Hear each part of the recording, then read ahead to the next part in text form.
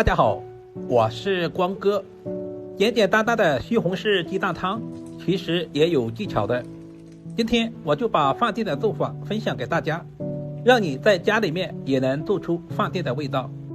下面我们一起来了解一下具体是怎样做的吧。首先准备2个新鲜的西红柿放在碗中，加入1大勺的普通面粉，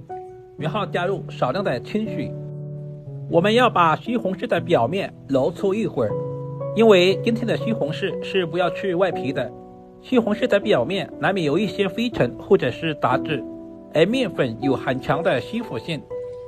接下来我们再加入多一点的清水，把西红柿清洗干净。这里我们要多淘洗几遍，充分的把表面的一些面粉和杂质全部淘洗干净。经过这样清洗之后，我们吃着也更加的放心。接下来我们再来处理一下西红柿。首先把西红柿对半切开，西红柿真正的硬心比较硬，我们稍微的切掉一部分，这样不会影响整道菜的口感。全部处理完之后，我们再把西红柿切成薄片，这里我们尽量的切薄一些，然后我们再切成稍微细一点的西红柿丁，我们也要切小一些，这样方便成熟也方便入味。全部切好以后放在准备好的碗中。接下来我们再准备一块嫩豆腐，首先把嫩豆腐像视频中这样切成薄片。今天的豆腐我们一定要挑选这种嫩豆腐，因为嫩豆腐做出来的口感会更好一些。然后再切成0.5公分左右的小长条，接着我们再转过来切成0.5公分左右的小方块，这里我们也不需要切太小。接着我们再准备一个空碗，往碗中加入1大碗的温水，然后再加入小半勺的食盐，用勺子搅拌化开。接下来把准备好的豆腐放在提前准备好的碗中，这一步的目的是用温水浸泡一下，去除里面的豆腥味，稍微的翻动一下，使其受热更均匀，放在一旁浸泡10分钟左右。接下来我们再准备一个空碗，往碗中打入几个鸡蛋，有条件的我们最好是挑选土鸡蛋，然后用筷子充分的搅拌均匀，使所有的蛋白和蛋黄充分的揉合在一起，大约搅拌2分钟左右，搅拌成视频中这样的细粒状就差不多了。接下来准备2根清洗干净的香葱，今天我们只要葱叶部分，把葱叶切成稍微短一点的葱花，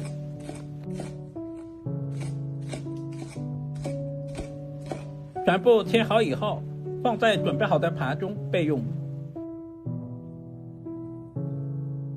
接下来再准备几根清洗干净的香菜，我们把香菜切成1公分左右的小长段，全部切好以后和香葱放在一个碗中备用。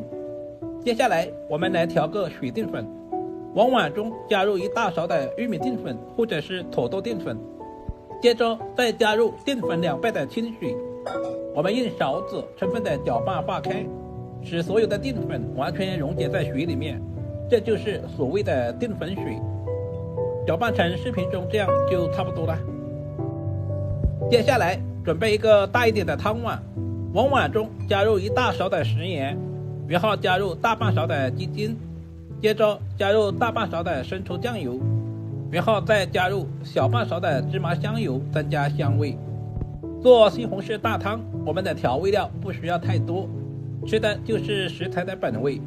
然后把切好的葱花和香菜也加在碗中。时间差不多了，现在的豆腐也已经浸泡好了，泡出了很多的豆腥味。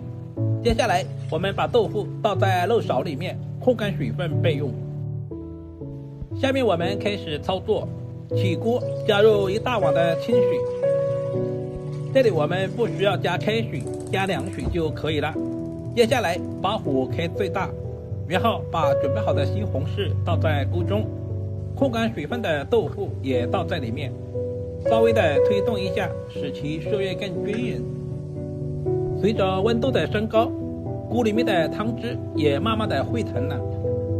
开大火，大约煮2分钟左右，把西红柿煮至入味。接着我们就往里面加入调制好的许淀粉。许淀粉我们最好是分2到3次加入，每加入1次，我们像视频中这样稍微的推动一下。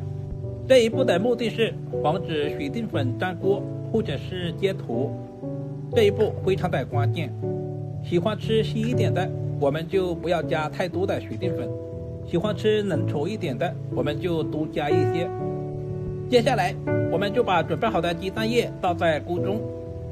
像视频中这样，我们要慢慢的倒入，而且不能全部倒在一个地方，不然做出来的蛋花就不漂亮了。把所有的鸡蛋液像视频中这样慢慢的倒入，全部倒完之后，我们用勺子稍微的推动一下，因为鸡蛋液比较容易熟，我们煮制的时间不需要太长。取开以后，大约煮10秒左右就差不多了。这个时候的蛋花不仅成型漂亮，而且非常的滑嫩，煮制成视频中这样就可以出锅了。一道营养又美味的西红柿鸡蛋汤就这样做好了，是不是非常的简单？如果你也喜欢，就赶紧收藏起来试试吧，肯定不会让您失望的。这样做出来的蛋花成型漂亮，汤鲜味美，非常适合老人和小孩食用，主要是操作还十分的简单。如果今天的视频对您有一点点帮助，就麻烦点赞、收藏、留言并转发出去。另外头像还可以看到更多家常菜制作视频。好了，今天的视频就简单的分享到这里了，我们下个视频再见吧。